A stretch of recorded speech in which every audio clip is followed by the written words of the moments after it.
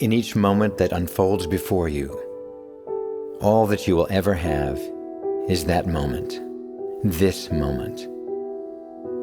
very segment of time in which the past has gone and the future has yet to appear.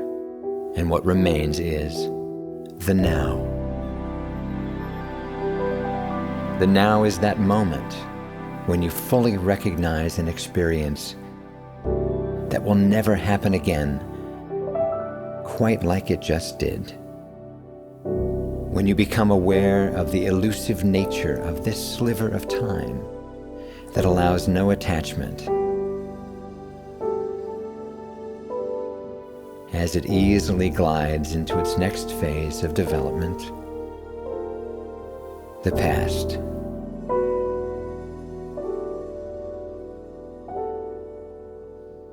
Being able to recognize and participate regularly in this exquisite expression of consciousness suggests a power of presence so transformational that it will shape all else that awaits you in the next moment and the next.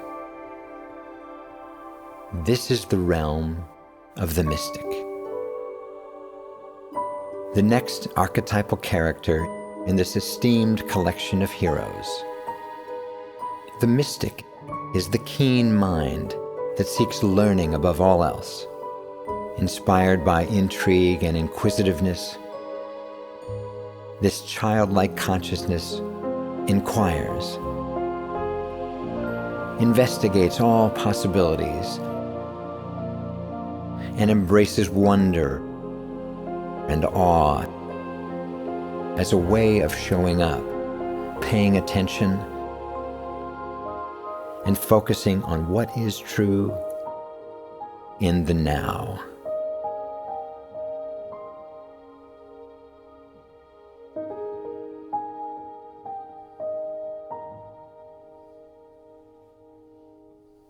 The Eskimo culture practices showing up with the intention of now. As they enter another's home for a visit, they announce, "I am here." The host responds, "I am here too." Rather than the trivial niceties that most usually exchange, that includes telling you to come in, fix yourself a drink, or have a seat, this tribal practice is profoundly different.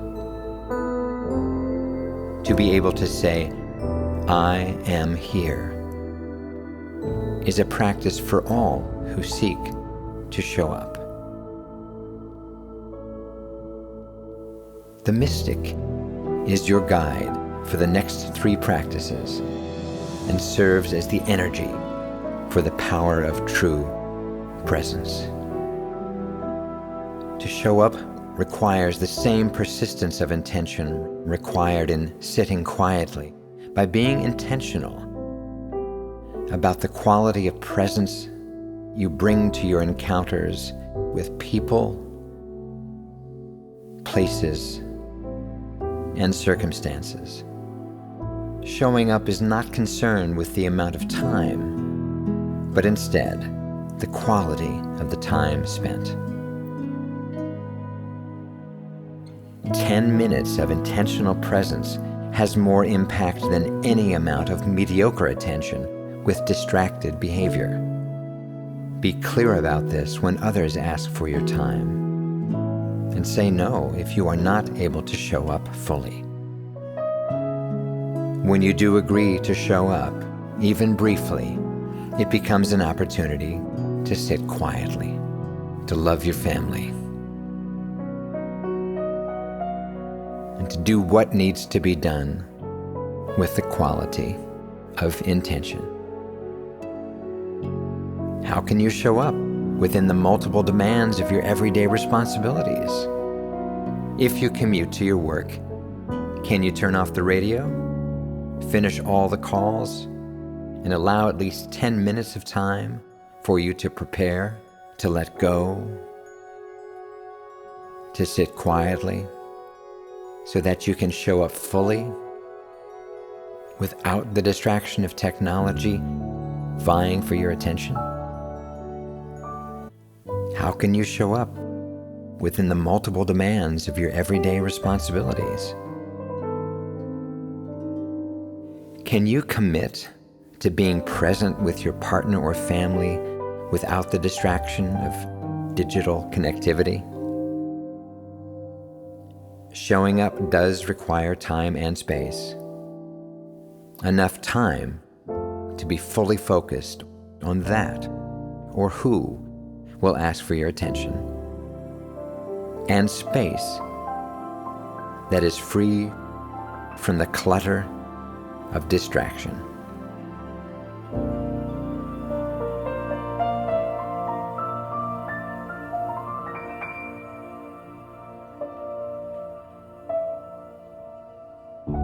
Living life on purpose helps clarify your intention of why you show up. If your purposeful life is to make a difference, you can only do that by being fully present to the task, the concept, or the relationship. If your purpose is to build, to navigate, to heal, or to help, your ability to be present in the moment allows you to build without error, navigate even the most dangerous waterways, and heal those who will respond to the quality of your presence.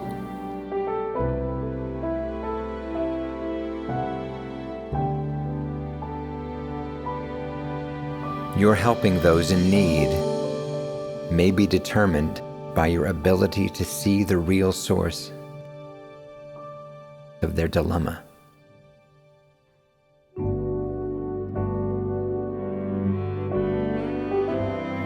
That can only be discerned if you show up. What obstacles still remain for you? Are you just too busy? The current status symbol of a society that defines success by being overcommitted?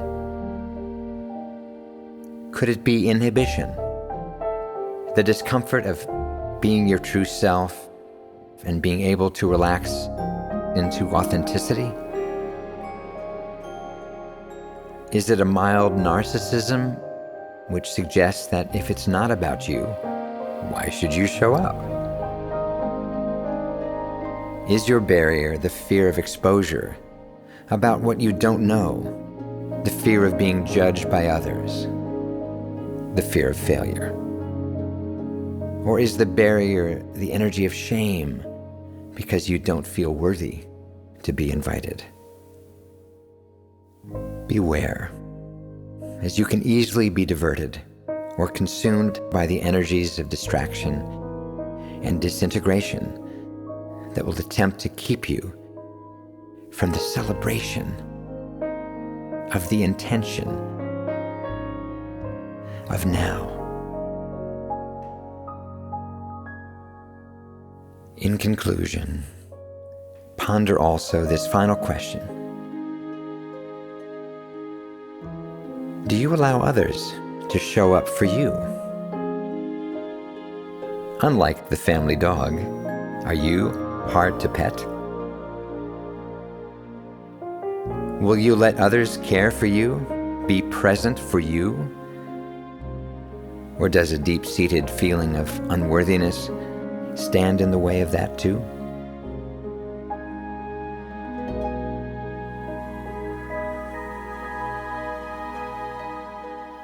Showing up with intention requires a giver and a receiver, if the formula is to be complete.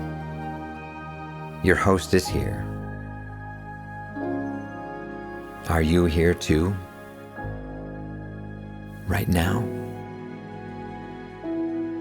Many gifts await you as you learn to integrate the fourth habit of heroes, the ability to fully show up.